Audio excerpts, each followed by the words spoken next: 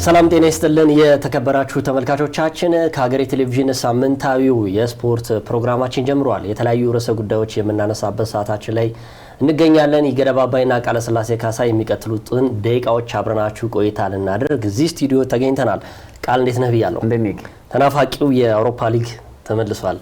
አንዳንዴ ብዙዎች የሚሉት የዚህ ታላላቆቹ የአውሮፓ ሊጎች ሳይኖሩ ብዙዎቹ ድብርት ውስጥ ይገባሉ እየተባሉ ይገኛሉ። እንደውም የምታስታውስ ከሆነ ባለፈው ክረምት እንደውም እኮ የዓለም ክለቦች ዋንጫ መኖሩ እንደዚህም ሌሎች ውድድሮች መኖራቸው በተወሰነ መልኩ ያን 2 ወር ገፍተናል። እቺ አንድ ሳምንት ግን ብዙ ነገሮችን ያቃወሰች መሰለችኝ አይደል? አንድ ጽሁፍ ላይ ገደባባይ በፊፋና በአውሮፓ እግር ኳስ ማህበር መከሰስ አለበት። እንዴት የሀገራት ጨዋታዎች ጠምዶ ይዟቸዋል ቫይረሱ መነሻ ጠምዶ ይዟቸዋል የሀገራት ጨዋታ እንዳይካሄድ እያለ ነው ብለዋልና ግን ብዙዎች ፊል ያደርጋሉ ማለት አሁን ሰው የአውሮፓ ሊጎች ላይ በተለይ ደግሞ በልዩነት የእንግሊዝ ፕሪሚየር ሊግ ላይ የበለጠ ፎከስ ያደርጋሉና የዓለም አቀፍ የሀገራት ጨዋታዎች በሚኖሩበት ወቅት ኳስ የተቋረጠ እስኪመስል ድረስ የእንግሊዝ ፕሪሚየር ሊግን ይበልጥ ይናፈቃልና የተቋረጠው ለአንድ ሳምንት ነው ግን ብዙ ነው የሚመስለው። ረጅም ጊዜ ነው የሚመስለው። የእንትን እኮ ይመስለኛል እኮ አንድ ሳምንት ሆኖ ግን በአንድ ሳምንት ውስጥ 3-4 ጨዋታዎችን አይተናል። የብሔራዊ ቡድን ጨዋታ የተለያዩ በአንድ ሳምንት ስለደረገ ይመስለኛል።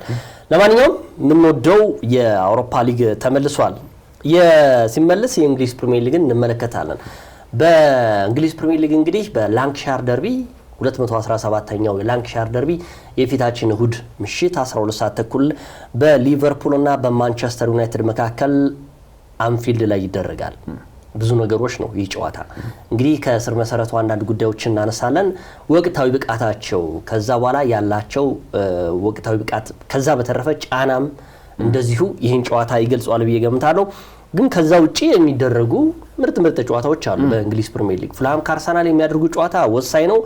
ኖቲንጋም ፎረስት እንደዚሁ ከቼልሲ የሚያደርጉት፣ ማንቸስተር ሲቲ ከኤቨርተን እና ቶተንሃም ከአስቶን ቪላ የሳምንቱ እንደ ዩናይትድ ከሊቨርፑል ሁሉ ምርጥ የሚባሉ ጨዋታዎች ናቸው። እሱም በመዳሰስ እንጀምራለን። ያው 217ኛው የላንክሻየር ደርቢ 12 ሰዓት ተኩል ላይ ምሽት እሁድ ይደረጋል። እስኪ ይህን ጨዋታዎች እንግዲህ በሳምንቱ ታላቅ ጨዋታ የላንክሻየር ደርቢ በጉጉት ይጠበቃል። በእርግጥ ከሳምንት በዚህ ዓመት ትንሽ ለየት የሚያደርገው የእንግሊዝ ፕሪሚየር ሊግ በየሳምንቱ ማለት ይቻላል ትልልቅ ጨዋታዎችን አስመልክቶናል። ከመጀመሪያው ሳምንት የማንቸስተር ዩናይትድ እና አርሰናል ጨዋታ ጀምሮ እስካሁን በ8ኛ ሳምንት የሚደረገው የሊቨርፑልና ማንቸስተር ዩናይትድ ጨዋታ ድረስ የተለያዩ ጨዋታዎች ታላቅ ጨዋታዎች በየሳምንቱ ተከናውነውበታል። የሁለቱ ጨዋታዎች ግጥሚያ ግን በልዩነት ትኩረት ይደረግበታል። በተለይ በእንግሊዝ የምንጊዜም የማንቸስተር ዩናይትድ ደርቢ ማንቸስተር ሲቲ ነው እየተባለ ቢነሳም በባላንጣነትና እውነተኛ ተፎካካሪው ግን ሊቨርፑል ነው ይባላል። ከታሪክም አንጻር ሜዳ ላይ ብቻ ሳይሆን ከሜዳ ውጭ ያላቸው የባላንጣነት ስሜት እጅግ ከፍ ያለ እንደሆነ ይታወቃል። እርግጥ በእሁዱ ጨዋታ ላይ ሁለቱም ተመሳሳይ የሚያደርጋቸው ልዩ የሚያደርጋቸው የተለያየ አይነት ባህሪ ይዘው ይገናኛሉ። ግን ምናልባት ሰሞነኛ ከነበራቸው ሁኔታ አንጻር ትንሽ ተቀራራቢ የሆነ የአቋም አይነት ያላቸው ሁለቱም ክለቦች እንግዲህ ይገናኛሉ። እውነት ለመናገር የሁለቱም ክለቦች ጨዋታ ሁልጊዜም በየትኛውም አቋም ላይ ይገኙ ክለቦቹ የሚያሳዩት ፉክክር ግን እጅግ አስደናቂ ነው። ክለቦች በየትኛውም ጥንካሬ ደረጃ ላይ ቢገኙ ሊቨርፑልን በአሰልጣኝ የርገን ክሎፕ ጊዜ ከፍ ባለበት ጊዜ እንዲሁም ደግሞ ማንቸስተር ዩናይትድ በሰር አሌክስ ፈርጉሰን ከፍ ባለበትም ጊዜ ሁለቱም ግን በሚገናኙበት ጨዋታ ፍልሚያ ያደርጋሉ ወይ ደግሞ ያንን ጨዋታ ላለመሸነፍ የሚያደርጉት ፍልሚያ እጅግ አስደናቂ ነው። ለዛም ነው አምና ማንቸስተር ዩናይትድ በፕሪሚየር ሊጉ 15ኛ ደረጃን ይዞ አጠናቋል። መጥፎ የውድድር ዓመትን ያሳለፈበት ነበር። ነገር ግን ጠንካራው ሊቨርፑልን በአንፊልድ ነጥብ ያስጣለበት ጨዋታም ለዚህ ልክ እንዳንድ ማሳያ ማንሳት እንችላለን እና ምናልባት የሁለቱም ክለቦች ጨዋታ በያዝነው የውድድር ዓመት ከመጡት አንጻር ስትመለከተው በርካታ ነጥቦች የሚነሱበት ጨዋታ ይሆናል ብዬ አስባለሁ።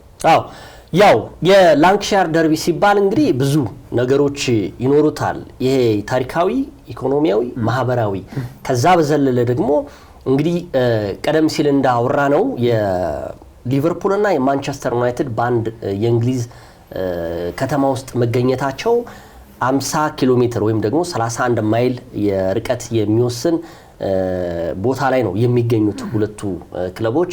ከዛም በተረፈ የዛሬን ያደርገውና እነዚህ ሁለት ክለቦች በነገራችን ላይ በአሰልጣኝ ሰር አሌክስ ፈርጉሰን ማንቸስተር ዩናይትድ ሲመራና እንደዚሁም ደግሞ ሊቨርፑል በተለያዩ አሰልጣኞች ከየርገን ክሎፕ በፊት ያሉ አሰልጣኞች ያለው ትንቅንቅ በጣም ወሳኝነት ነበረው። በተለይ የነ ስቴቨን ጄራርድ ከዛ የነ ዋይኒ ሩኒ የነበሩበት አመታቶች ሲገለጹ የላንክሻየር ደርቢ ከዛ በፊት የነበሩትም የሚገለጹ ናቸው። ሁለቱ ታሪካዊ ተቀናቃይ ክለቦች በእንግሊዝ እግር ኳስ ላይ ታላቅ የሚባል ተጽዕኖን የፈጠሩ ክለቦች ናቸው። ማንቸስተር ዩናይትድም ሊቨርፑልም እውነት ለመናገር ቼልሲ፣ አርሰናል፣ ሲቲ፣ ቶትናም እያልክ ልትቀጥል ትችላለህ። ግን እንደ ሁለቱ በእንግሊዝ እግር ኳስ ላይ ዶሚኔት ያደረገ ታላቅ ክለብ የለም። የነዚህም መነሻ የምትላቸው ስኬቶችን የደራረቡ ሁለት ክለቦች በእንግሊዝ እግር ኳስ ታሪክ 40 የሊግ ዋንጫዎችን በጋራ ያሸነፉ ሁለት ክለቦች ናቸው። 21 የኤፍኤ ዋንጫን በጋራ ያሸነፉ ናቸው። 16 የሊግ ካፕ ዋንጫዎችን እንደዚሁ በውስጥ የሊግ ጨዋታቸው ላይ ዶሚኔት ያደርጉ ናቸው። ከዛ በዘለለ ደግሞ 9 ያህል የአውሮፓ ሻምፒዮንስ ሊግን ወደ እንግሊዝ ምድር ያመጡ ሁለት ክለቦች ናቸው። እነዚህ ሁለት ክለቦች እንግዲህ ቀደም ሲል ያላቸው ፉክክር የማንነት መሰረቱ ሁሉ ነገር እግር ኳስ ጋር መያያዙ ተጠባቂ ያድርገዋል። ቀደም ሲል ሰር አሌክስ ፈርጉሰን የዛሬን ያድርገውና በአንድ ወቅት ይሄንን ብለው ነበር። አይኔ ያየ ሊቨርፑል ማንቸስተር ዩናይትድን ቀድሞ ዋንጫ እንዲያነሳ አልመኝም፣ ይህን ከማይ ሞቴን መርጣለሁ የሚል ሐሳብ አስተያየት ሰጥተው ነበር። በፍጹም ያለው የበላይ ሆኖ ሊቨርፑል አሁን ሊቨርፑል ወደ 21ኛው ዋንጫው እየገሰገሰ ይገኛል። የነገውም ጨዋታ የሁዱም ጨዋታ አንዱ የምታደርገው ሊቨርፑል አብዛኞቹ የነ በአርሰናል በማንቸስተር ዩናይትድ በኩል ያሉ አብዛኞቹ ተጫዋቾች እንደቀደሙት እንደነ ማርክ ሩኒ ዋይኒ ማርክ ሩኒ እንደ ሌሎች ታጋይ ያሉ ተጫዋቾች ቢሆን የሊቨርፑልን አይበገሬነት ማሰናከል አለባቸው። ይህ የሁዱ ጨዋታ አንዱ ዋናው ነገር በእንግሊዝ ፕሪሚየር ሊግ ላይ ሲገናኙ በውስጥም በውጭም ወይም በሜዳም ከሜዳ ውጭም መገናኘታቸው አይቀርም። ድሮ የሚያደርጉት ምንድነው? ቢያንስ ሊቨርፑል ማንቸስተር ዩናይትድን 3 ነጥብ መውሰድ፣ ደግሞ ማንቸስተር ዩናይትድ ደግሞ የሊቨርፑልን 3 ነጥብ መውሰድ ነው። አሁን ትልቁ ማንቸስተር ዩናይትድ እንደው በዋንጫ ግስጋሴ ውስጥ ባይሆን ቢያንስ ሰር አሌክስ ፈርጉሰን ያሉትን እሳቸው በህይወት እያሉ 21ኛ ዋንጫ ሊቨርፑል ከሚያነሳ ታጋይ የሆኑ የማንቸስተር ዩናይትድ ተጫዋቾች የመጨረሻ እድላቸው የነገውን 3 ነጥብ መውሰድ ነው። ይህም ደግሞ ለሰር አሌክስ ፈርጉሰን ይመስለኛል። ስለዚህ እነዚህ ሁለት ክለቦች በሁለት ጎራ ውስጥ ይገኛሉ። ሁለቱም ወቅታዊ ብቃታቸው ጥሩ አይደለም። አሁን ባለፉት 2 እና 3 ሳምንታቶች በተለይ ሊቨርፑል ተከታታይ 2 ያህል ጨዋታዎች በእንግሊዝ ፕሪሚየር ሊግ መሸነፉ፣ ማንቸስተር ዩናይትድም የመጨረሻውን የሰንደርላንድ ጨዋታ አሸነፈ እንጂ እንደው ጫና ውስጥ ነው የሚገኙት። በአጠቃላይ ለሁለቱም ክለቦች ጫና ውስጥ ነው። ይህ ዓለም አቀፍ ጨዋታዎች ለአርኔ ስሎት ትልቅ እድል ይዞ የመጣ ሀሳባቸውን ቢያንስ እንዲያሰላስሉ ትንሽ ቢሆን ቆጠብ ብለው ማንን ላሰልፍ ማን ደግሞ የሚለውን ሀሳብ እንዲያደርጉ ያለፈበት ሳምንት ይመስለኛል። በአጠቃላይ እንግዲህ የሁለቱ ክለቦች ዳራዊ የኋላ ምልከታ ይህን ይመስላል። እንግዲህ ከባለሜዳው ሊቨርፑል ስንጀምር ምናልባት ከታሪካቸው አንፃር በርካታ ነጥቦችም ስላነሳበት የእሁዱ ጨዋታ ላይ ምናልባት ከባለሜዳው ሊቨርፑል ስንጀምር በጣም ለአሰልጣኝ አርነ ስሎት እጅግ በጣም ወሳኝ የሆነ ጨዋታ ይመስለኛል። ለምን ካልን አሰልጣኝ አርነ ስሎት ባሳለፍነው ሳምንትም አንስተነዋል። እጅግ የሚፈተኑበት የውድድር ዓመት ሊሆን ይችላል። የራሳቸውን ሀሳብ ተግባራዊ የሚያደርጉ አዳዲስ ፈራሚዎችን አስፈርሙ ከነባር ተጫዋቾች ጋር በማዋሃድ ትልቅ ቡድን መገንባት ይጠበቅባቸዋል። ምክንያቱም ሊቨርፑል ከ425 ሚሊዮን ፓውንድ በላይ በክረምቱ የዝውውር መስኮት ወጪ ያደረገ ክለብ ነው። እርግጥ ከጫና አንጻር ስናየው ከሌሎች ክለቦች አንጻር የተሻለ ሊሆን ይችላል። ባሳለፍነው የውድድር ዓመት የእንግሊዝ ፕሪሚየር ሊግ ሻምፒዮን ሆኖ ስላጠናቀቀ ግን ሊቨርፑል ከመጀመሪያው ጀምሮ የተገመተው ወይ ደግሞ የተሰጠው ቦታ እጅግ ከፍ ያለ ስለሆነ ግን የተሻለ ሊቨርፑል ማሳየት ይጠበቅባቸዋል አሰልጣኝ አርነ ስሎት። በዘንድሮው የውድድር ዓመት ስንመለከተው ሊቨርፑል በተለይ በ5 ሳምንታት ውስጥ እያሸነፈ አንዳንድ ጥያቄዎች ይነሱበት ነበር። እውን ሊቨርፑል አሳማኝ ነው የሚሉ በርካታ ጥያቄዎች ይነሱበት ነበር። ግን አትሊስት እያሸነፈና ነጥቡን እያገኘ ስለነበር ግን በልዩነት ክፍተቶቹን በጉልህ የምታነሳበት ጊዜም አልነበረም። ምክንያቱም ሊቨርፑል በመጀመሪያዎቹ 5 ጨዋታዎች 15 ነጥቦችን ሰብስቧል። ችግሮችን ለማስተካከልም አትሊስት ነጥብ እያገኘ መሄዱ የተሻለ መንገድ መስሎ ስለሚታይ በ6ኛ ሳምንትና በ7ኛ ሳምንት ያው በአውሮፓ ሻምፒዮንስ ሊግ ቢሸነፍም ግን አሁን እያወራን ያለነው ስለ ፕሪሚየር ሊጉ ስለሆነ ምናልባት ተከታታይ 2 የፕሪሚየር ሊጉ ጨዋታዎች መሸነፉ ግን ሊቨርፑልን የበለጠ ያጋለጠውና ክፍተቶችን በጉልህ ያሳየ በመጨረሻዎቹ ደቂቃዎች ላይ ያሸነፈባቸው የመጡትን ጨዋታዎች ደግሞ ሰዎች መለስ ብለው እንዲገመግሙት ያደረገ ሁነት ይመስላል። የሊቨርፑል በርካታ ነጥቦች ወይ ደግሞ ከችግሮችም አንጻር ልትመለከት ትችላለህ። አዳዲስ ተጫዋቾች ከቡድኑ ጋር አለመዋሃድ፣ የተከላካይ ክፍሉ አለመረጋጋት፣ እንዲሁም ደግሞ የቀደሙ ተጫዋቾች በክለቡ የነበራቸው ሚና አሁን የመጡት ነባር ተጫዋቾች በፍጥነት ያንን ቦታ መሸፈን አልቻሉም ተብሎ ይነሳል። አሁን ሊቨርፑል ቤት በርካታ ነጥቦች ከሚነሱባቸው ችግሮች አንዱ በተለይ ቅድምም እንዳልከው የክረምቱ ፈራሚዎች ከቡድኑ ጋር በፍጥነት አለመዋሃድ እንደ ትልቅ ክፍተት ይቆጠራል። ያም በተለይ አሁን ልክ እንደ ሊቨርፑል ላለ ቡድን ወይ ደግሞ ሊቨርፑል አሁን በውጤት ማጣት ውስጥ ስለሚገኝ ተከታታይ 2 ሽንፈቶችን ስለገጠመው ማለት ነው። በነገራችን ላይ እንደዚህ የምናነሳው ትልቅ ቡድን ስለሆነ ሊቨርፑል 2 ጨዋታ መሸነፍ ማለት እንደ ትልቅ ነገር በሊቨርፑል እያንዳንዷ ጨዋታ 3 ነጥብ ወሳኝነት አለው። በዛ ላይ ሊቨርፑል ለመጨረሻ ጊዜ 3 የፕሪሚየር ሊግ ጨዋታዎችን በተከታታይ የተሸነፈው በኤርገን ክሎፕ ጊዜ በ2021 ነው። ስለዚህ ከአራት ዓመታት በፊት ነበር ማለት ነው 3 ጨዋታዎች በተከታታይ የተሸነፈው። አሁን 2 ተሸንፏል። ማንቸስተር ዩናይትድ በላንክሻየር ደርቢ ደግሞ ይገጥማል። በሁሉም ውድድሮች 3 ጨዋታዎችን ተሸንፏል። ግን 4 ጨዋታዎች ከተሸነፈ 38 ዓመታት ያህል ተቆጥሯል። ይህ ማለት ደግሞ ሊቨርፑል ምን ያህል ጠንካራ እንደነበር እርግጥ ዋንጫ ለማሸነፍ 30 ዓመታትን መጠበቅ ግድ ቢለውም ግን 4 ጨዋታ ያህል እንኳን ለመሸነፍ እድል የሚሰጥ ቡድን ግን እንዳልነበር ማሳያ ነው። አሁን አሰልጣኝ አርነ ስሎት እውነተኛ ፈተና የሚፈተኑበት ጨዋታ በተለይ በውድድር ዓመቱ ደግሞ እሁድ ይሆናል ተብሎ ይጠበቃል። ምክንያቱም ሊቨርፑል አሁን ሊቨርፑላውያን ከመጥፎ ስሜት የሚወጡበት ትልቅ አጋጣሚ አድርገው ይቆጥሩታል። አንደኛ ነገር ጨዋታው የላንክሻየር ደርቢ ነው። ሁለተኛ ነገር ደግሞ በሜዳቸው አንፊልድ የሚያደርጉት ጨዋታ እንደመሆኑ አሰልጣኝ አርነ ስሎት ትልቅ የቤት ስራ ይጠበቅባቸዋል። ከባለሜዳው ስለጀመርን እንጂ በኋላ ላይ እያነሳንም ወደ እንግዳ ቡድን ማንቸስተር ዩናይትድ እንሄዳለን። የዛሬን ተስፋ ይበልጥ ለማጥበቅ በአዲስ ሐሳብ ለመሻሻል ያሰቡትን ለማስፋት ውጥንን ለማሳካት ይበልጥ ልቆ ለመገኘት ያሰቡ መላ ይፈልጋሉ። እነሆ ለብርቶች የአቦል ዲጂታል ብድር አገልግሎት ቀረበ። አቦል ዲጂታል ብድር ንጋት፣ ራዕይ፣ መነሻና ማሳ ሲል በሰየማቸው ልዩ የብድር አገልግሎቶቹ እስከ 100 ሺህ ብር ብድር አዘጋጅቷል። ማለዳ በኢመደበኛ ንግድ ለተሰማሩ ሴቶች፣ ራዕይ በመደበኛ ንግድ ለተሰማሩ ሴቶች፣ መነሻ በኢመደበኛ ንግድ ለተሰማሩ ለጉሊትና መሰል ነጋዴዎች፣ ንጋት መደበኛ ንግድ ለተሰማሩ የጥቃቅንና አነስተኛ ነጋዴዎች፣ ማሳ በግብርናና መሰል ስራዎች ላይ ለተሰማሩ የቀረበ አገልግሎቶቹን ያለምንም ማስያዣ በእጅ ስልኮ መጠቀም ያገኙ። አቦል ዲጂታል ብድር፣ አቦል ላይ ይድረሱ። ቡና ባንክ፣ የባለ ራዕዮች ባንክ። ያው ሊቨርፑል እንግዲህ ምንም ጥያቄ የለውም በጣም ትልቅ ጫና ውስጥ ሆኖ ነው የእሁዱን ጨዋታ የሚያደርገው። ይህን ስንል ደግሞ አንዱ አርሰናል የፊታችን ቅዳሜ ፉልሃምን ካሸነፈ 4 ነጥብ ይሆናል ሊቨርፑል እስከሚጫወት ድረስ። ይሄ ለአሰልጣኝ አርኔ ስሎት ትልቅ ጫና ነው የሚገባው። ሁለተኛ እንደተባለው ሊቨርፑል በታሪኩ ከ38 ዓመት በኋላ ሌላ ታሪክ ይጽፋል። አንፊልድ ላይ በማንቸስተር ዩናይትድ የሚሸነፍ ከሆነ ለተከታታይ 4ኛ ጊዜ ሽንፈት የሚያጋጥመው ከሆነ ይሄም በአሰልጣኝ አርኔ ስሎት ላይ ትልቅ ጫና ይኖረዋል ብዬ ገምታለሁ። ሌላው እንግዲህ የሊቨርፑል ሚና ከአርሰናል ጋር ስናያይዘው ቅድምም እንዳልነው በእያንዳንዷ ጨዋታ ውስጥ በተለይ የፕሪሚየር ሊጉ ላይ 3 ነጥብ አስፈላጊ እንደሆነ ማሳያው ይሄ ነው። ቀደም ሲል በተቃራኒ ነበረ። አርሰናል በጣላቸው 5 ነጥቦች ሊቨርፑል መሪ ሆኖ ነበረ። አሁን ደግሞ በተከታታይ ሊቨርፑል በጣላቸው 6 ያህል ነጥቦች አርሰናል መሪ ሆኗል። ፕሪሚየር ሊጉ ምን ያህል አስተዋጽኦ እንዳለው ማሳያ ነው። ሌላው የሁለቱን ጨዋታ እንግዲህ የላንክሻየር ደርቢ የሚያደርገው ማንቸስተር ዩናይትድ ወደ አንፊልድ ሄዶ ውጤት ካመጣ ቆይቷል።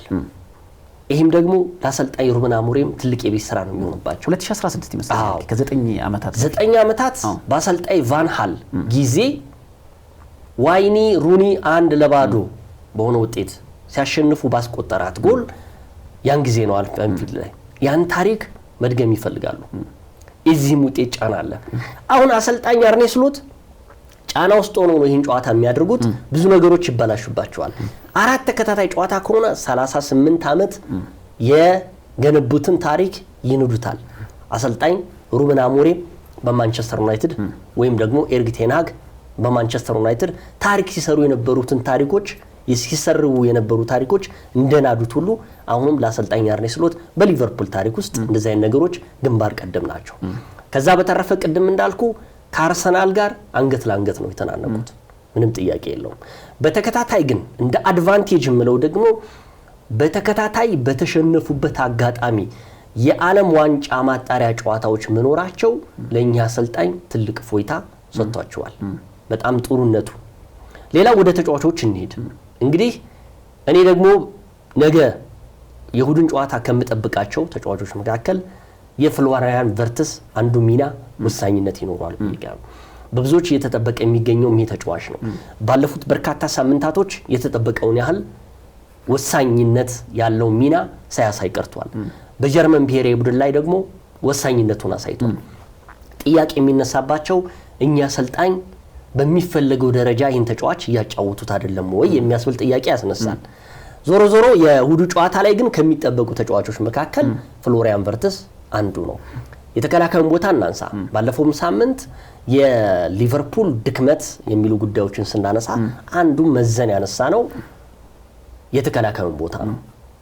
አሁንም ጠመድከው አትበለኝ የኢብራሂማ ኮናቴ ጉዳይ ዋና የሚነሳ ጉዳይ ነው። እውነት ለመናገር አሁንም እንደው ዝም ብሎ ነው የሚዘላዘለው መሀል ሜዳ ውስጥ እየገባ። እውነት ለመናገር ተከላካዩ ቦታ በማንቸስተር ዩናይትድ ይፈተናል ብዬ ገምታለሁ። የቤንጃሚን ሼሽኮን እናነሳዋለን ማንቸስተር ዩናይትድ ነው እናነሳ።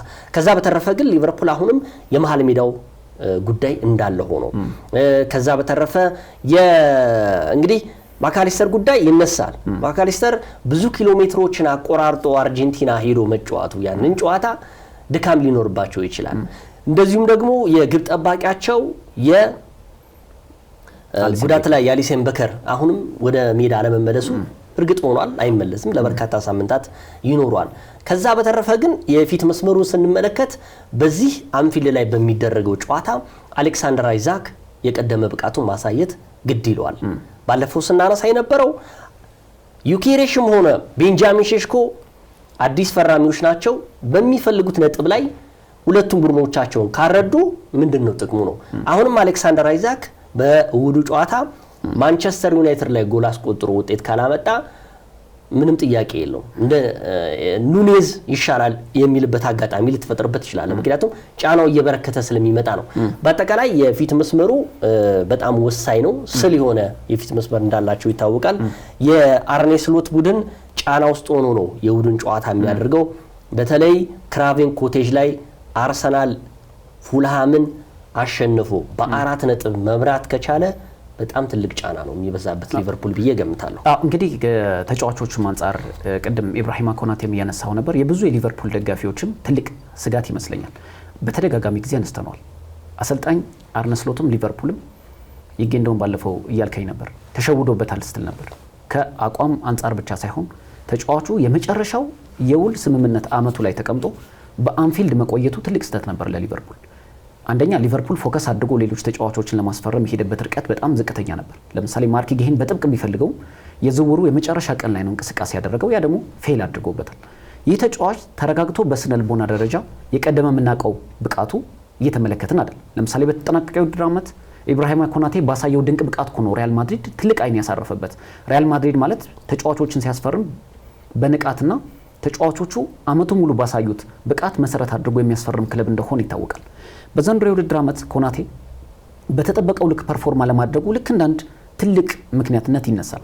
እርግጥ ተጫዋቹ በአንፊልድ ጨዋታው ላይ ወይ ደግሞ ከማንቸስተር ዩናይትድ ጋር በሚኖረው ጨዋታ የመሰለፉ ጉዳይ አጠራጣሪ ነው እየተባለ ይገኛል። ምክንያቱም በሳምንቱ አጋማሽ ከፈረንሳይ ብሔራዊ ቡድን ጋር ነበር ይታወቃል። በጉዳት ምክንያት ግን ካምፑን ለቆ እንደወጣ ተነግሯል። ግን ምናልባት እኔ ለፈረንሳይ ያን ያህል አስፈላጊ ተጫዋች ስላልነበር በወቅቱ ምክንያቱም እነ ዊሊያም ሳሊባ አፖሜካኖ ስለነበሩ የዚህ ተጫዋች ምናልባት ከሊቨርፑል ጋር ተነጋግሮም ሊሆን ይችላል ብዬ አስባለሁ። ምክንያቱም ሊቨርፑል አሁን እጅግ አጣብቂኝ ውስጥ ይገኛል የተከላካይ ክፍሉ።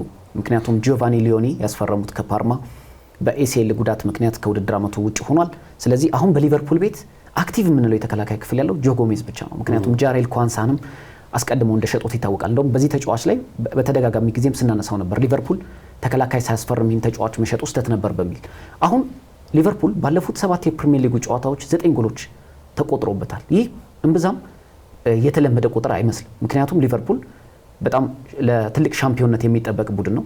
ሻምፒዮን ከሚሆን ቡድን ደግሞ በጥቂት ጨዋታዎች ብቻ በርካታ ጎሎች የሚቆጠሩበት ቡድን መሆኑ ክለቡ በጣም ጥያቄ እንዲነሳበት ያደረገ ይመስላል። አሁን ኮናቴ ባይኖር ምናልባት ጆ ጎሜዝ ሌላኛው አማራጭ ነው። ካልሆነ ደግሞ ሌላ ምንም አይነት አማራጭ ስለሌላቸው ራያን ግራቨንበርክን ከቨርጂል ቫን ዳይክ ጋር በማጣመር የአማካይ ክፍሉን ደግሞ ሌላ አማራጭ መፈለግ ሊሆን ይችላል። አሁን ሊቨርፑል እየተነሳበት ያለው በኢብራሂማ ኮናቴ ብቻ ሳይሆን ተከላካይ ክፍሉ የበለጠ አልተረጋጋም። ምክንያቱም አዲሶቹ ፈራሚዎችም ከቡድኑ ጋር የተዋሃዱበት መንገድ በጣም ዝቅ ያለ ስለሆነ ወይ ደግሞ በተጠበቀው ልክ ስላልሆነ፣ ሌላው ሊቨርፑል ቤት ደግሞ ሌላኛው ራስ ምታት የፈጠረው ጉዳይ የዶሚኒክ ሶቦዝላይ ጉዳይ ነው። ዶሚኒክ ሶቦዝላይ በሳምንቱ አጋማሽ እንግዲህ ሃንጋሪ ከፖርቹጋል ባደረጉትም ጨዋታ ለሀገሩ ግብ ማስቆጠሩ ይታወቃል። ይህ ተጫዋች በ10 ቁጥር ሚና ላይ ሲጫወት የበለጠ ምቾት የሚሰማው ተጫዋች ነው። የማጥቃት ክፍሉን የሚያገዝበት መንገድ እጅግ አስደናቂ ነው። ኳሶች በፍጥነት ወደ ጎል የሚሞክርበት መንገድ እጅግ አስደናቂ ነው። ግን አሁን ባለፉት ጥቂት ሳምንታት አሰልጣኝ አርነ ስሎት የዚህን ተጫዋች አቅም ገለውታል ብዬ አስባለሁ። ምክንያቱም ቡድኑን እንዲያግዝ እርግጥ ያላቸውን አማራጭ ለመጠቀም ሊሆን ይችላል።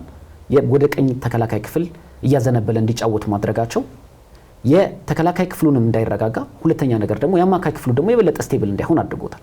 በተጠናቀቀው ውድድር ዓመት ራያን ግራቨንበርክ፣ አሌክሲስ ማካሊስተርና ዶሚኒክ ሶቦዝላይ የፈጠሩት አስደናቂ ጥምረት ለሌሎች ክለቦችም እጅግ ፈታኝ እንደነበር ይታወቃል። 10 ቁጥር ላይ ሶቦዝላይ፣ 8 ቁጥር ላይ አሌክሲስ ማካሊስተር፣ 6 ቁጥር ላይ ግራቨንበርክ የነበራቸው ጥምረት አስደናቂ ነበር። አሁን ያንን ቦታ ለመሸፈን ሲሉ ወይ ደግሞ በክረምቱ ያስፈረሟቸው ተጫዋቾች ጀረሚ ፍሪምፖንግ ጥሩ አለመሆን እንዲሁም ደግሞ ኮነር ብራድሊ በተጠበቀው ልክ አሌክሳንደር አርኖልድን አለመተካታቸው ሌላኛው ትልቅ ስጋት ሆኗል ተብሎ ይታሰባል። ሌላው አሰልጣኝ አርነ ስሎት ማድረግ አለባቸው ብዬ ማስበው ምናልባት የራስን መልከታ እዚህ ተሰጠኝ ይሆናል ብዬ አስባለሁ። ግን ሙሐመድ ሳላህ አሁንም የሊቨርፑል የማጥቃት ዋነኛ ማዕከል መሆን አለበት ብዬ አምናለሁ። ለምሳሌ አሌክሳንደር ኢዛክ በተጠናቀቀው የውድድር ዓመት 23 ያህል የፕሪሚየር ሊግ ጎሎችን አስቆጥሮ ከሙሐመድ ሳላህ በተከታይነት ያጠናቀቀ ተጫዋች ነው። ድንቅ ተጫዋች ነው። አሌክሳንደር ኢዛክን የምንተችበት ምክንያት አሁን ላይኖርም ይችላል። ነገር ግን በቀድሞ ውድድር ዝግጅት በቂ ዝግጅት አለማድረጉ ከክለቡ ጋር እንደ ትልቅ እንከን ይታይበታል ወይ ደግሞ ጉድለት ይታይበታል። ራሱ ሁጎ ኤኪቲኬ ጥሩ እየተላመደ የመጣ ተጫዋች ነው። አጀማመሩም ጥሩ የሚባል ግን አሁን በተጠናቀቀ የውድድር ዓመት 29 የፕሪሚየር ሊግ ጎሎች ያስቆጠረ 18 አሲስቶችን ያደረገው ሙሐመድ ሳላህ አሁንም የቡድኑ ዋነኛ የማጥቃት ኢላማ መሆን አለበት ብዬ አስባለሁ። ምክንያቱም ይህ ተጫዋች ከዚህ በፊት አይገደብም ነበር። በነፃነት ከቀኝ የማጥቃት መስመር በኩል እየተነሳ ወደ ሁነኛው የማጥቃት ወይ ደግሞ ሴንትራል ፎርዋርድ የምንለው ቦታ ላይ አጥቂዎች የሚቆሙበት ቦታ ላይ በመሆን በርካታ ጎሎችን በቀላሉ እንዲያስቆጥር የሚያደርግ ተጫዋች ነው። በግብ ተሳትፎዎችን የምናማው ተጫዋች አይደለም። አሁን ግን የሙሐመድ ሳላህ የማጥቃት ሂደት መገደብ ለሊቨርፑል ቤት ውስጥ ትልቅ እንቅፋት ፈጥሯል ብዬ አስባለሁ። በዚህ ዓመት 2 ጎሎችን ያስቆጠረው እርግጥ እነ አርኖልድ አለመኖራቸው ከዚህ በፊትም ስናነሳው ነበር። ተጫዋቹ በልክ የሚረዱ ተጫዋቾች አሉ ብሎ ማሰብ ሊከብድ ይችላል። ግን 2 ጎሎች ያውም አንደኛው ከፍጹም ቅጣት ምት በርንሌ ጋር በተቆጠረ ግብ ያስቆጠረውና ምናልባት አርነ ስሎት አሁንም የማጥቃት ሂደታቸው በሙሐመድ ሳላህ ሊመሰረት ይገባል። እነዛ ተጫዋቾች አዲስ ተጫዋቾች ከተላመዱ በኋላ ሙሐመድ ሳላህ ያለው እድሜም ይታወቃል፣ ያለው የውል ስምምነትም ይታወቃል። በኋላ ላይ ከተላመዱ በኋላ ያንን ቦታ ትንሽ ክፍተት መፍጠር ይቻል ይሆናል። አሁን ግን የማጥቃት ሂደቱ ሙሉ በሙሉ በሙሐመድ ሳላህ ቢመሰረት ጥሩ ይመስለኛል። ሊቨርፑል እያነሳንን የምንገኘው እንግዲህ የላንክሻየር ደርቢ ነው። የላንክሻየር ደርቢ የፊታችን እሁድ ምሽት 12 ሰዓት ተኩል ላይ ይደረጋል። ሀገሬ ስፖርትም ይህንን አስመልክቶ የተለያዩ ጉዳዮችን እያነሳ እንገኛለን። የዛሬው የክብር አጋራችን የሆነው ቡና ኢንተርናሽናል ባንክ ነው። ቡና ኢንተርናሽናል ባንክ የባለራዎች ባንክ እናመሰግናለን። የሀገሬ ስፖርት ሾው የክብር አጋር ስለሆነ የዛሬን ተስፋ ይበልጥ ለማጥበቅ በአዲስ ሐሳብ ለመሻሻል ያሰቡትን ለማስፋት ውጥንን ለማሳካት ይበልጥ ልቆ ለመገኘት ያሰቡ መላ ይፈልጋሉ። እነሆ ለብርቶች የአቦል ዲጂታል ብድር አገልግሎት ቀረበ። አቦል ዲጂታል ብድር ንጋት፣ ራዕይ፣ መነሻና ማሳሲል በሰየማቸው ልዩ ልዩ የብድር አገልግሎቶቹ እስከ 100 ሺህ ብር ብድር አዘጋጅቷል። ማለዳ በኢመደበኛ ንግድ ለተሰማሩ ሴቶች፣ ራዕይ በመደበኛ ንግድ ለተሰማሩ ሴቶች፣ መነሻ በኢመደበኛ ንግድ ለተሰማሩ ለጉሊትና መሰል ነጋዴዎች፣ ንጋት መደበኛ ንግድ ለተሰማሩ የጥቃቅንና አነስተኛ ነጋዴዎች፣ ማሳ በግብርናና መሰል ስራዎች ላይ ለተሰማሩ የቀረበ አገልግሎቶቹን ያለምንም ማስያዣ በእጅ ስልኮ መጠቀም ያገኙ። አቦል ዲጂታል ብድር፣ አቦል ላይ ይድረሱ። ቡና ባንክ፣ የባለ ራዕዮች ባንክ። እንግዲህ በአርነ ስሎትና በተጫዋቾች ሚና ላይ እንመልከት። እንግዲህ ያላቸው የተጫዋቾች ሚና ሁለተኛ ቅድም ስቦዝላይን ጉዳይ ስታነሳ ነበር። ያው አንድ አሰልጣኝ ምንም ጥያቄ የለውም በሚፈልገው ፍልስፍና ውስጥ አንድ ተጫዋች ሊመራው ይችላል። አሁን ይህ ተጫዋች በሃንጋሪ ብሔራዊ ቡድን ያለው ሚና በሊቨርፑል እየተወጣ አይደለም ነው። በሊቨርፑል ደግሞ ያ ቦታ ላይ ሰጠው ይችላል ነው። እሳቸውም አሁን አንዱ ትልቁ የቤት ስራቸው የሆነው ይሄ የዓለም ዋንጫ ማጣሪያ ላይ ራሳቸውን እንዲያስቡ አድርጓቸዋል ነው። የትኞቹ ተጫዋቾች በየትኞቹ ቦታ ላይ መገኘት አለባቸው ነው እንጂ ለምሳሌ የብሔራዊ ቡድን ላይ ከፍተኛ ሚና ያለው ተጫዋች በክለብ ላይ ደግሞ ምንም አይነት ሚና ላይ ኖሮ ይችላል። ምንም ጥያቄ የለውም። ይሄ ደግሞ አንዱ ማሳያ ለምሳሌ የሚካኤል ሜሪኖን ጉዳይ ስናነሳ በዓለም ዋንጫ ማጣሪያ ላይ 6 ጎሎችን ያስቆጠረ የመጀመሪያው ከነ ዴቪድ ሲልቫ በኋላ የመጀመሪያው ስፔናዊ ተጫዋች ሆኗል። በአርሰናልም ያን ሚና እየተጫወተ ይገኛል። ነገር ግን ይሄ ምንድነው ቶፕ ሆኖ የሚወጣበት ደግሞ ብሔራዊ ቡድን ላይ ይሆናል። ይሄ የአሰልጣኞች የፍልስፍና ጉዳይ፣ የአስተሳሰብ ጉዳይ።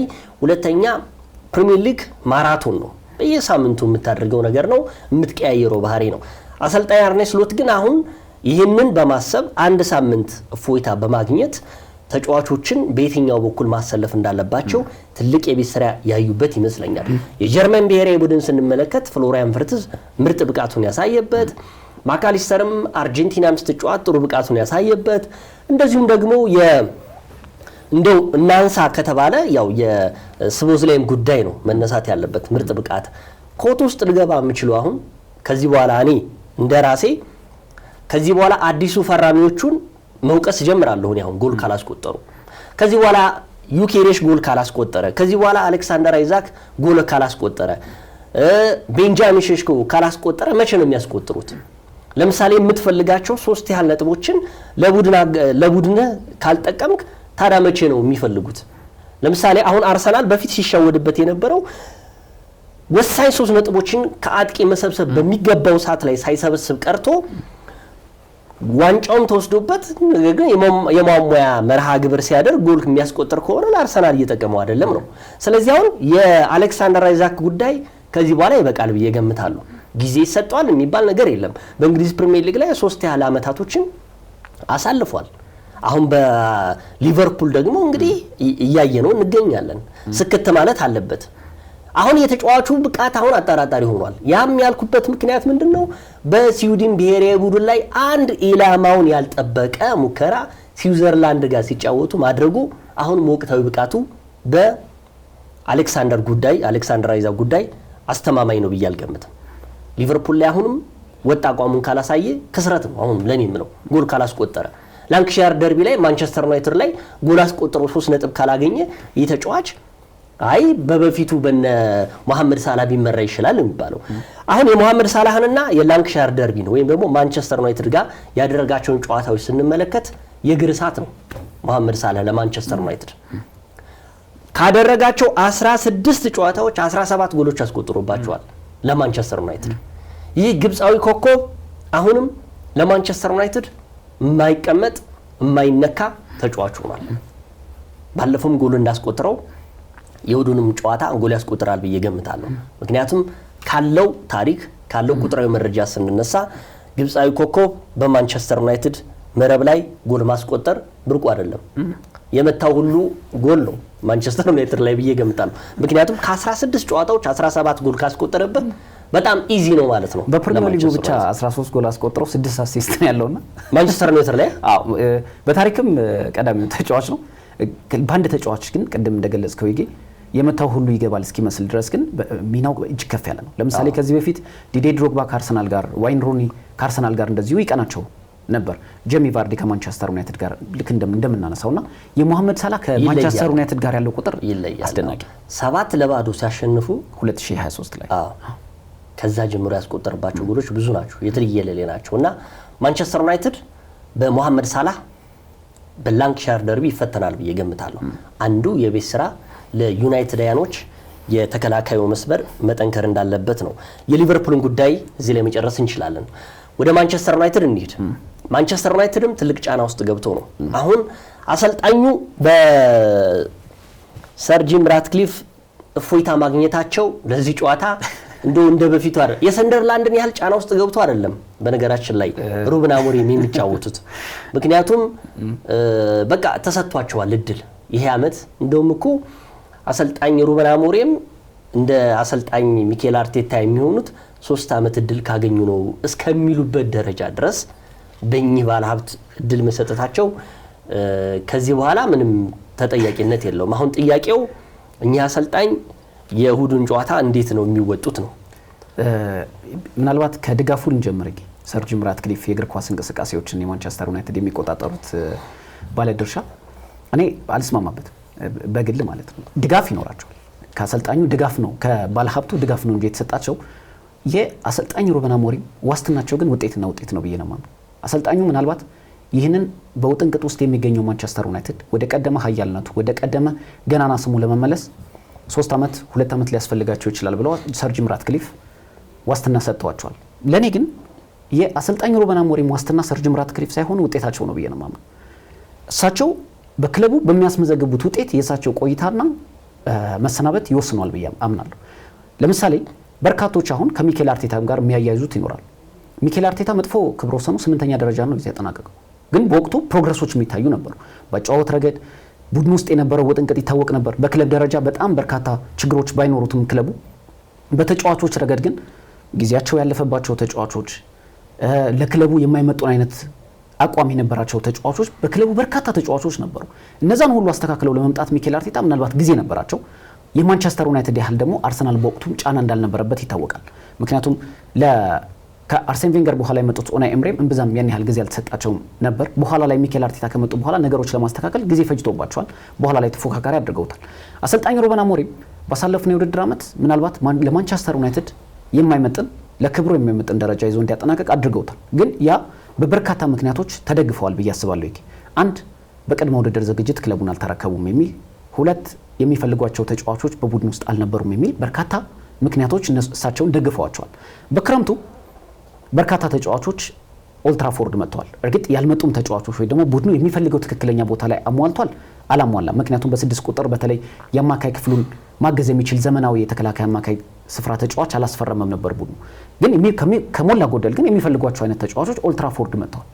እኛ አሰልጣኝ በዘንድሮ የውድድር ዓመት ከሌላው ክለብ በተሻለ ቅድም እንዳልከው ይገኝ ለምሳሌ የሀገራት ጨዋታ ልክ እንደማሰቢያ ጊዜ እንደምንለው አሰልጣኝ ሩበን አሞሪም አሁን በፕሪሚየር ሊጉ ከሚገኙ ታላላቅ ክለቦች በተሻለ የማሰቢያ ጊዜ አላቸው። ምክንያቱም 2 ውድድሮች ብቻ ነው የሚሳተፉት፣ የእንግሊዝ ፕሪሚየር ሊግ እና የኤፍኤ ካፕ ውድድር ብቻ። ምክንያቱም በካራባኦ ዋንጫ ተሰናብተዋል። በአውሮፓ በየትኛውም የውድድር መድረክ አይሳተፉም። ስለዚህ ያላቸው ድል 2 ነው። ከሳምንት ከሌሎች ክለቦች በተሻለ ጥሩ የማረፍ እድልም አላቸው እና አሰልጣኝ ሩበን አሞሪም ምናልባት ከድጋፉ ጋር በተገናኘ የእሳቸው ዋስትና ውጤት ነው ብዬ አምናለሁ። ምናልባት ወደ ጨዋታው ስንመለስ ቅድም አሰልጣኝ አርነ ስሎት እንዳልነው ሁሉ ማንቸስተር ዩናይትድም በጫና ውስጥ የሚገኝ ቡድን ነው። በ7ኛ ሳምንት ሰንደርላንድን አሸንፎ በጥሩ መነቃቃት ላይ ይገኛሉ። ግን እውነተኛ ቡድኑ ለውጥ ላይ እንዳለ ወይ ደግሞ ትክክለኛ የማሸነፍ ፍላጎት ስሜት ላይ እንዳለ የምናውቀው ብዬ ማስበው ግን የአንፊልዱ ጨዋታ ላይ ነው። ምክንያቱም በአንፊልድ ጨዋታ ላይ የማንቸስተር ዩናይትድ እና የሊቨርፑል ታሪክ ይታወቃል። ሁለቱም 20 ጊዜ ፕሪሚየር ሊግን ያህል ዋንጫ ያሸነፉ ክለቦች ናቸው። ለማንቸስተር ዩናይትድ ሊቨርፑልን ማሸነፍ ትርጉሙ እጅግ ከፍ ያለ ነው። ለዚህም የቀድም ስናነሳው የነበረው የሰር አሌክስ ፈርጉሰን ንግግር ብቻ በቂ ነው። ምን ያህል በሊቨርፑል መበለጥ እንደማይፈልጉ ማሳያ ነው። አምና አሰልጣኝ ሩበን አሞሪም 2-2 ውጤት ይዘው ተመልሰዋል። አንድ ጊዜ ነው እንግዲህ የተገናኙት ሁለቱም አሰልጣኞች። ያንንም አንድ ነጥብ ይዘው መጥተዋል እና ምናልባት የእሁዱ ጨዋታ ለአሰልጣኝ ሩበን አሞሪም እውነተኛ ማንቸስተር ዩናይትድ በተነሳሽነት እንዳለ የሚያሳይበት ጨዋታ ነው ብዬ አስባለሁ። ያው እንግዲህ የአሰልጣኝ ሩበን አሞሪም በሰር ጂም ራትክሊፍ የ3 አመት እቅድ ይሰጣቸው አይሰጣቸው ያው ምንም ጥያቄ የለውም፣ ተሰጥቷቸዋል። ግን ከአርሰናል አሰልጣኝ ሚኬል አርቴታ ጋር ያያያዙት ጉዳይ ማለት ልክ ነው። እኔ ባለሀብቱን አንዳንድ ጊዜ እስማማባቸዋለሁ። አንዱ ያሉት ምክንያት ማንቸስተር ዩናይትድ መለወጥ ማለት የምታንጠለጥለው የማብሪያ ማጥፊያ እንደመለወጥ መቀየር አይደለም ያሉት ትክክል ነው። ምን ያህል አሰልጣኞች በማንቸስተር ዩናይትድ አልፈዋል። ሁለተኛ እንደው እውነታውንም መቀበል አለበት። አርሰናልና ማንቸስተር ዩናይትድ በታሪክ አይገናኙም። ማንቸስተር ዩናይትድ በታሪክ ትልቅ ክለብ ነው። በእንግሊዝ ፕሪሚየር ላይ ብዙ ዋንጫዎችን ያነሳ ክለብ ነው። ለምሳሌ አርሰናል በመጣ ዓመት ሚኬል አርቴታ 15ኛ ሆኖ ቢያጠናቅቅ አርሰናል ማንቸስተር ዩናይትድ ያ እንደተጮህበት ይጮሃል አርሰናል አይመስለኝም። በእርግጠኝነት መናገርስ የምችለው እሱ ነው። ምክንያቱም ለምን እንደሆነ ታውቃለህ? ማንቸስተር ዩናይትድ የመጣበት ታሪክ ዋንጫና ዋንጫ ብቻ ነበር። ይሄ ማለት ደግሞ ሰር አሌክስ ፈርጉሰን በዋንጫ የታጀበ ቡድን አስረክበው ነው የሄዱት። አሰልጣኝ አርሰን ቬንገር ግን በዋንጫ የታጀበ ቡድን አይደለም ለአሰልጣኝ ኡናይ ኤምሪ አስረክበው የሄዱት። በቃችሁ እኚህ ሰውዬ ከዚህ በኋላ ፍልስፍናቸው ሞቷል የተባለበት ጊዜ ነው ይመስለኛል። ስለዚህ የሰር አሌክስ ፈርጉሰን ለዴቪድ ሞይስ ትተውት የሄዱት ማንቸስተር ዩናይትድ እና አርሰናል ደግሞ አርሰን ቬንገር ለአሰልጣኝ ኡናይ ኤምሪ ጥለውት የሄዱት አርሰናል ይለያያል። ለዛም ይመስለኛል አሁን በቃ ማንቸስተር ዩናይትድ አንድ ልጅ ሲፈጠር ዋንጫን የሚያውቅ ነው ማንቸስተር ዩናይትድ በዛ ዘመን የነበረ። አሁን ላያውቅ ይችላል። በፊት የተባለው እኮ አርሰናል እኮ የአሁኑ ትውልድ ዋንጫን ስለማያውቅ ነው እየተባለ የሚገኘው። ስለዚህ እኔም የምለው አሁን የሁለቱ የማይስማሙበት እውነት ለመናገር አርሰናል በዛን ዘመን 15ኛም 16ኛም ቢያጠናቅቅ በአሰልጣኝ ሚኬል አርቴታ ዘመን በዚህ ደረጃ እንደ አሰልጣኝ ሩበን አሞሪም ላይ ጫና ውስጥ ላይ ገቡ ይችላል። ይሄም ደግሞ በቃ የዋንጫ ቡድን አስረክበው አይደለም አለ እንትና ሄድከው እኮ ለሚኬል አርቴታ አሰልጣኝ ኡናይ ኤምሪ እኮ የተንኮሻኮሸ ቡድን ነው የያዙት እኮ። አሰልጣኝ አርሰን ቬንገር እኮ የመጨረሻ እድሜ ማምሻቸው ላይ ነው አይደል ቡድኑን ያስረከቡት። ስንት ዓመት ሆኗቸው ነው እስኪ ቡድኑን ለማን ነው ለአሰልጣኝ ኡናይ ኤምሪ ያስረከቡት? ይሄንን መጠየቅ አለብን። ስለዚህ አርሰናልና ማንቸስተር ዩናይትድን በዋንጫ ረገድም በነበራቸው ታሪክም ምንም ጥያቄ የለውም የሰር ጂም ራትክሊፍ ያነሱት ጉዳይ ልክ ነው ብዬ ገምታለሁ። ምክንያቱም ለሚኬል አርቴታ የተሰጠው 3 እና 4 ዓመታቶች ወጥነት ቡድን እንዲኖረው እንዲገነባ አድርጎታል። አሁንም ለአሰልጣኝ ሩበን አሞሪም ይሄ ጊዜ ከተሰጣቸው ምንም ጥያቄ የለውም ጫና ውስጥ ሳይገቡ። ግን ትልቁ ነገር ዋናው ዋስትናቸው ውጤት ነው። 3 ዓመት ሙሉ 15ኛ ደረጃን ይዘው የሚቀጥሉ ከሆነ ይቀጥላሉ ብዬ አልገምትም። አሁን ከታሪክ አንጻር ማንቸስተር ዩናይትድ አንስተዋል ነው ለማንቸስተር ዩናይትድ የሚመጥን ክብሩንም የሚመጥን ስራ መስራት ይጠበቅባቸዋል። ለምሳሌ እኛ አሰልጣኝ አሁን በርካታ ሀሳቦች ይነሳባቸዋል አይደል? በየጊዜው የራሳቸው ሀሳብ የራሳቸው ያጫወት መንገድ ቢኖራቸውም በርካቶች ሀሳብ ይሰጧቸዋል። የአጫወት መንገዳቸውን መቀየር አለባቸው። የተቃራኒ ቡድን ጠንካራና ጎን ባጠና መልኩ ቡድን ይዘው መቅረብ አለባቸው ከሳምንት እየተባለ ይነሳባቸዋል። እኛ አሰልጣኝ ይሄ በራሴ ሀሳብ ይሄንን ቡድን ወደ ነበረው ቀደመው ኃያልነት እመልሰዋለሁ ብለው እየሄዱ ነው። አሰልጣኝ ሰር ጂም ራትክሊፍ ድጋፍ ቢሰጧቸውም ለኚህ ሰው ቅድም እንዳልነው ይገኝ ውጤት ካላመጡ እርግጠኛ ሆኜ የምናገረው ነገር በቅርብ ተሰናባች ናቸው። ይሄ ምናልባት ነው ማለት ይገኝ ግላዊ መልከታ ሊሆን ይችላል። የሳቸው ዋስትና ግን ሰር ጂም ራትክሊፍ አይደለም። የሳቸው ዋስትና ማንቸስተር ዩናይትድ ወደ ነበረበት ተፎካካሪነት መመለስ፣ የማንቸስተር ዩናይትድ የሚመጥን አይነት ውጤት ማስመዝገብ ግን ይጠበቅባቸው እኮ። ይሄ እኮ ነው አሁን ምንድነው መሰለ እኚህ ባለሀብት ለአሰልጣኝ ሩበን አሞሪም የሚሰጧቸው ይሄን ያህል ዋስትና በቃ ላይምሯቸውም ነፃ እንዲሆኑ ይመስለኛል አይደል? በቃ አይምሯቸው አሁን ነፃ ሆነው እንዲሰሩ ያለ ጫና እንዲሰሩ። አሁን ቅድም እንዳልከው ደግሞ የሚባል ነገር የለም በውጤትና በውጤት ተኮር ብቻ ነው እኛ አሰልጣኝ ካሉ ጫና ውስጥ ይገባሉ እኛ አሰልጣኝ። ነገር ግን እኚህ ባለሀብት ግን 3 ዓመት ሊሰጣችሁ ይገባል ድጋፋቸውን ገልጸውላቸዋል። ይሄ ማለት ደግሞ በስነ ስርዓት ነገሮችን እያብላሉ ሊያድርጉ ይችላሉ እንጂ የተሰጣቸውን 3 ዓመት ካልተጠቀሙባቸው 3 ዓመት ሳይሆን 3 ሳምንትም ላይ ቆዩ ይችላሉ። በዚህ አይነት መልኩ እሳቸውን ነፃነት እንዲኖራቸው ነው የማሰልጠኑ ዋስትናቸው ምንም ጥያቄ የለውም። ምንም ጥያቄ የለውም ነጥቡ ነው። ስለዚህ ሩበን አሞሪም ተከታታይ የፕሪሚየር ሊግ ጨዋታን ማሸነፍ ተስኗቸዋል። ስለዚህ የእሁዱ ጨዋታም በጣም ወሳኝ ነው ብዬ ገምታለሁ።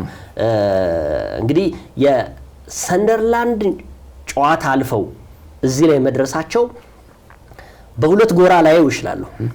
ሁለት አድቫንቴጅ አለው ለሁለቱም አሰልጣኝ። ለአሰልጣኝ አርኔ ስሎት ትልቅ እፎይታ ማግኛ፣ ምክንያቱም ሽንፈት እየተደራረበባቸው የነበረ ሳምንት መሆኑ ይህ የዓለም ዋንጫ ማጣሪያ እፎይታ ሰጥቷቸዋል።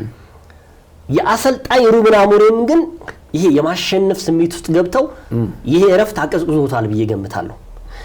እርግጠኛ ነኝ ቃል መናገር የምችለው ነገር በዛ ሞሜንት ውስጥ ሊቨርፑልን አግኝቶት ቢሆን ሊያሸንፉት ይችላሉ። አርኔ ስሎት በጣም ጫና ውስጥ ባገቡበት ሰዓት ላይ ነው እንግዲህ የዓለም ዋንጫ ማጣሪያ የነበረው።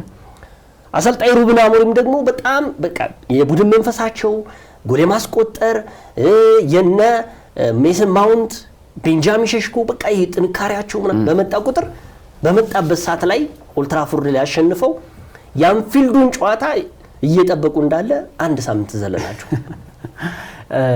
ሮጠ ለምሳሌ እግር ኳስ ተጫዋቾች እኮ ከእረፍት 45 ደቂቃ ተጫውተው 15 ደቂቃ ናፕ አድርገው ሲገቡ ብዙ ጊዜ አሲስታንቶች ብዙ ጊዜ ትሬኒንግ እንዲያደርጉ ራሳቸው ደማቸው እንዳይረጋ የሚያደርጉት ነገር አለ።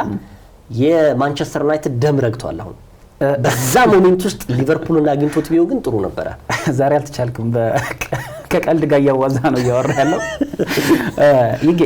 እኔም ያንተን ሀሳብ እስማማለሁ በዚህ። አንደኛ ነገር በአሸናፊነት ስነ ልቦናና በአሸናፊነት ተነሳሽነት ለመቀጠል ከሳምንት ሳምንት ጨዋታዎች ስታደርግ የበለጠ አቅም ይኖርሃል ወይ ደግሞ ለማሸነፍ አሁንም ያለ ፍላጎት የምታሳይበት ጨዋታዊ መድረክ ይሆናል ብዬ አስባለሁ።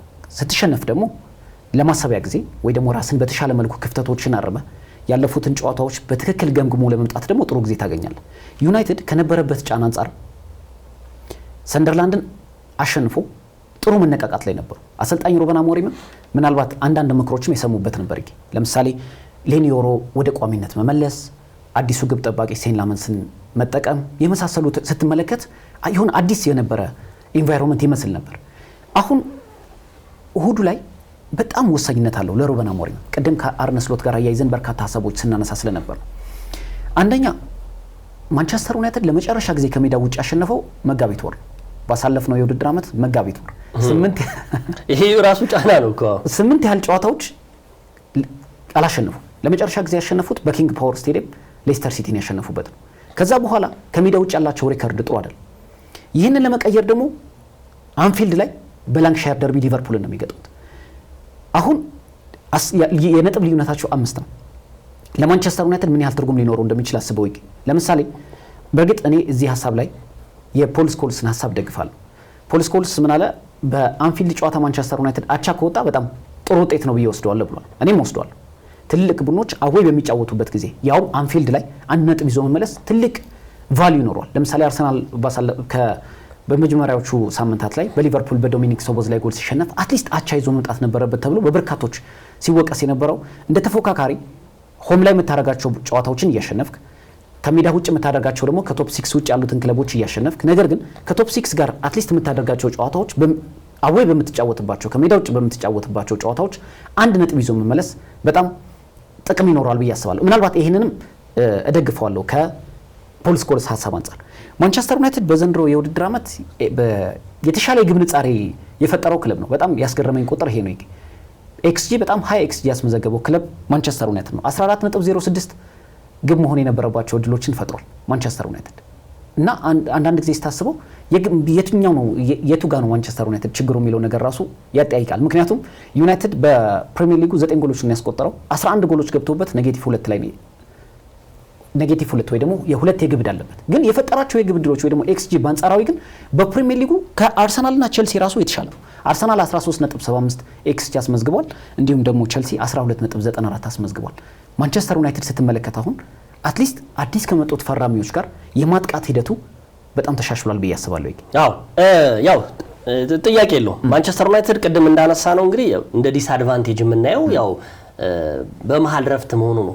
እንኳን እንደዚህ ሆኖ ማንቸስተር ዩናይትድ እያረፈ የሚያሸንፍ ቡድን ነው አይደለ? በየሳምንቱ እርግጠኛ የማትሆንበት ክለብ ነው ማንቸስተር ዩናይትድ እና በአጠቃላይ እንግዲህ አሰልጣኝ ሩበን አሞሪም የራሳቸውን የጨዋታ ዘይ ይዘው ይገባሉ ብዬ ገምታለሁ። ከዛ በተረፈ ግን ለአሰልጣኝ አርነ ስሎት አሁንም አንፊልድ ላይ መሆኑ ቅድም እንደተባለው አንፊልድ ላይ ከ3 ነጥብ በላይ 1 ነጥብ ይዞ መምጣት እንደድል ነው የሚባለው። አሁን ግን ላይሆን ይችላል ነው ካለው ወቅታዊ ብቃት ሊቨርፑል በተለይ የኋላ መስመሩ በጣም መሳሳቱ ለሊቨርፑል ትልቅ ቀይ መስመር ላይ ነው ያለው ብዬ ገምታለሁ። በአጠቃላይ እንግዲህ የእሁዱ ጨዋታ ወሳኝ ነው። 216 የላንክሻየር ደርቢ ተደርጓል። አሁን 17ኛውን እንግዲህ የፊታችን እሁድ 12 ሰዓት ተኩል ላይ ያደርጋሉ። ለማንቸስተር ዩናይትድም ለሊቨርፑልም የተሰጣቸው እድል አለ። አንጻራዊነት አንፊልድ ላይ እንደመደረጉ በአንጻራዊነት ካለው ወቅታዊ ብቃት ከማንቸስተር ዩናይትድ እንደው ቅድም እንዳልኩ ነው። አሁን ለምሳሌ ተከታታይ 3 ጨዋታዎችን ሊቨርፑል አሸንፏል አይደል? ማን ነው ተሸንፏል አይደል? ማንቸስተር ዩናይትድ ደግሞ አሸንፎም ተሸንፏል። የተሰጠው ለማን ነው? ለሊቨርፑል። የማሸነፍ ተዛሪ አንፊልድ እንደመሆኑ ነገር ግን ተከታታይ 3 ነጥብ ራሱ ውጤት ቀውስ ውስጥ ነው ብለን ከተሸነፈ ለማንቸስተር ዩናይትድ ካልሰጠው ያረፈ ነው የሚያሸንፈው። አሁን ይጂ ምናልባት አንድ ሐሳብ ለማንሳት ቀደም ሊቨርፑል ማድረግ ያለበትን ሐሳብ ስናነሳ ነበር። ምናልባት በኔ ምልከታ ማንቸስተር ዩናይትድ አንድ ያው ግላዊ ምልከታችንም ስለሆነ 4 ነጥቦች ብዬ ማሰባቸዋል ዩናይትድ አንፊልድ ላይ ቢያደርግ ምናልባት ከሊቨርፑል ነጥብ ይዞ የመምጣት ወይ ደግሞ የማሸነፍ እድል አለው ብዬ ማሰባቸው ነጥቦች አሉ። አንደኛው ሊቨርፑል በዘንድሮ የውድድር ዓመት የቀኝ መስመር ተከላካይ ክፍሉ በጣም ደካማ ነው። ያንን ልክ እንደ ቸልሲ ሁሉ ማንቸስተር ዩናይትድም ታርጌት ማድረግ አለበት ብዬ አስባለሁ። ምክንያቱም የምታስታውስ ከሆነ ማርኮ ኩሪያ ሊቨርፑል በዘንድሮ የውድድር ዓመት ሁነኛ ድክመቱ በቀኝ የተከላካይ ክፍል ላይ ያለው ክፍተት አንደኛው ነው። በዛ መስመር ላይ ያለው መሐመድ ሳላህ ደግሞ ቦታውን አስፍቶ የሚይዝበት መንገድ ልክ እንደ በፊት የጠበበ ነው አሁን። ስለዚህ ያንን ታርጌት በማድረግ ነጥብ ይዘን ልንወጣ እንችላለን ብለው የማጥቃት ፍሎዋቸውም በቀኝ ተከላካይ ክፍል በኩል ላይ ነበርና ያ ደግሞ ለማንቸስተር ዩናይትድ ተጠቃሚ ያደርገዋል ብዬ አስባለሁ። ሌላው የአማካይ ስፍራ ተጫዋቾችን ማብዛትም አንደኛው ምክንያት ይመስለኛል ወይ ደግሞ አንደኛው ማንቸስተር ዩናይትድን ሊሰጠው የሚችል ጥቅም ይመስለኛል። ሊቨርፑል ቤት ውስጥ ያሉት የአማካይ ክፍል ስፍራ ተጫዋቾች ይታወቃሉ። በጣም ኳሊቲ ያላቸው ጥራት ያላቸው ተጫዋቾች ነው። ስለዚህ የሊቨርፑልን የአማካይ ስፍራ ለመረበሽ እዛ ቦታ ላይ ማንቸስተር ዩናይትድና አሰልጣኝ ሩበን አሞሪም የተሻለ የአማካይ ስፍራ ተጫዋቾችን ማብዛት ይጠበቅባቸዋል ብዬ አስባለሁ። ሌላው ሊቨርፑል ቅድም እንደገለጽከው የተከላካይ ክፍሉ የተሞከረበት ሁሉ የሚገባበት እስኪመስል ድረስ በጣም ተዳክሟል። በዘንድሮ የውድድር ዓመት ፈጣን የሆነ ፕሬስ ማድረግ ይጠበቅባቸዋል አንፊልድ ላይ በ20ና በ30 ደቂቃ ውስጥ በተለይ የሊቨርፑልን ጫና በመቋቋም ተከላካዮቹን ለመረበሽ ግን ፈጣን የሆነ ጫና ማሳደር አለባቸው የተከላካይ ክፍሉ ላይ። ለዚህ ደግሞ የሚታሙ አይደሉም። ለምሳሌ ኦፍ ዘ ቦል በምንለው እንቅስቃሴ በጣም የተሻለ እንቅስቃሴ ከሚያደርጉት መካከል ብራያን ቤሞ አንደኛው፣ ቤንጃሚን ሴስኮ በጣም ፈጣን ሩጫዎችን ማድረግ የሚችል አይነት ተጫዋች ነው። ስለዚህ ፈጣን የሆኑ ሩጫዎችን በሊቨርፑል ተከላካይ ክፍል ላይ መረበሽ የሚችሉ ከሆነ ነጥብ ይዘውበት የሚመጡበት እድል ሊኖር ይችላል ብዬ አስባለሁ። ሌላው ግን የሌኒዮሮ ማቲያስ ዴሊትና ሉክ ሾው ጥምረት ኋላ ላይ በጣም አስደናቂ ነው። ተመልክተ ከሆነ ሶስቱም ተጫዋቾች አብረው በሚሰለፉበት ወቅት የማንቸስተር ዩናይትድ ተከላካይ የበለጠ ሶሊድ ይሆናል። አሁን ደግሞ በእርግጠኝነት መናገር የምንችለው የማንቸስተር ዩናይትድ ተከላካዮች ከዚህ በፊት ኳስ ከነሱ ካለፈ እንደሚቆጠር ነበር በስነልቦና ደረጃ ተረድተው የሚጫወቱት ማለት ይቻላል። ምክንያቱም አንድሬ ኦናና ያው እንደምናውቀው አልታይ ባይንዲርም ይሄን ያክል በጣም አስተማማኝ የምንለው ግብ ጠባቂ አይደለም። አትሊስት ከኋላ ያለው አሁን ይሰለፋል ብለን የምንጠብቀው ሴን ላመንስ ነው። ከትልቅ ጫና ጋር አንፊልድ ላይ የሚደርሰው ወይ ደግሞ በትልቅ መድረክ የሚፈተንበት ጨዋታም ይሆናልና ምናልባት ማንቸስተር ዩናይትድ እና አሰልጣኝ ሩበን አሞሪም ሌኒዮሮ፣ ማቲያስ ዴሊትና ሉክ ሾውን ከኋላ የሚያሰልፉ ከሆነ የተሻለ የሊቨርፑልን የማጥቃት ክፍልን የመከላከል አቅም ይኖራቸዋል ብዬ አስባለሁ። ሴን ላመንስ ስናነሳ እንግዲህ ብዙ በርካታ የማንቸስተር ዩናይትድ ደጋፊዎች በዚህ ግብ ጠባቂ ደስተኞች ነበሩ። የሰንደርላንድ የመጀመሪያው ጨዋታ ላይ ክሊንሺቱ ያለው ምግባር የምታያቸው ነገሮች ያው ሊያስጨበጭብ ይችላል። ግን በአንድ ጨዋታ ይሄን ሁሉ ነገር ልትሰጠው አይገባም ብዬ ገምታለሁ። አሁን ይሄ ተጫዋች የአንፊልድን እሳት ተቋቁሞ የሚወጣ ከሆነ እውነትም ማንቸስተር ዩናይትድ የተሻለ ግብ ጠባቂ አግኝቷል እንል እንችላለን። ባለፉት 2 እና 3 ዓመታቶች ማንቸስተር ዩናይትድ ለውጤት ቀውስ ማጣቱ አንዱ ወስሏል ማለት ይቻላል። የግብ ጠባቂው ሚና ከፍተኛ ነው ብዬ ስለምገምት ነው። እንግዲህ ከኋላ ያሉት የነ ማቲያስ በነገራችን ላይ ማንቸስተር ዩናይትድ ውስጥ ሆኖ አሁን ዩናይትድ ከፍም ዝቅም ባለበት ጊዜ ያልተነገረለት ተጫዋች ማቲያስ ዴሊት ነው። በነገራችን ላይ በጣም ምርጥ ብቃቱ ላይ እየመጣ ይገኛል። ግን ማንቸስተር ዩናይትድ በሚጠላቸው 3 ነጥቦች የዚህ ተጫዋች ሚና በጣም ሞቶበታል። ምንም ጥያቄ የለውም። የብሩኖ ፈርናንዴዝን ልናነሳ እንችላለን። ግን ከሱ ባልተናነሰ መልኩ ይህ የኋላ መስመር ደጀን ሊጨበጨበለት የሚገባ ተጫዋች ነው ያለው ልምድ። ስለዚህ የነ አሌክሳንደር አይዛክን የፊት መስመር ማቆም ይገባዋል ብዬ ገምታለሁ። አርኔ ስሎት ምን አሉ? ቅድም ስልህ ነበረ ከዚህ በኋላ አሰልጣኝ ማን ነው የፊት መስመር ተጫዋቹ አሌክሳንደር አይዛክ በሚገባው ልክ መጥቷል ብዬ ገምታለሁ። ከዚህ በኋላ የሱን ብቃት መመዘን እንችላለን። ከዚህ በኋላ ደግሞ የሱን ወቅታዊ ብቃት የምንጠይቅበት ሰዓት ላይ ደርሰናል ነው ያሉት እሳቸው። ይህ ማለት እንግዲህ በቅቶታል ነው።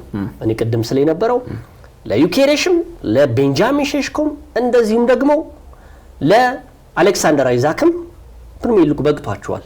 ከዚህ በኋላ ጎል የማምረት እድል ለነሱ ነው ብዬ ገምታለሁ።